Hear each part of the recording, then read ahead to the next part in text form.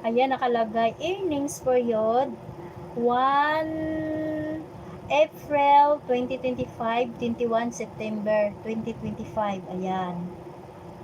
Tapos, dito,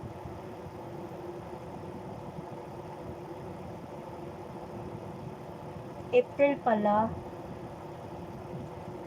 Ang last kong sahod, Ma'am Grace. Akala ko March. April pala yun, o diba?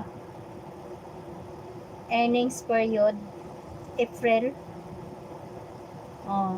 Tapos, itong sa taas, you meet the payments minimum, expect at payments October 21 on October 26. Yun na yun. Ito na yung sa taas. Previous ang binasa ko una bago ang email ng 21.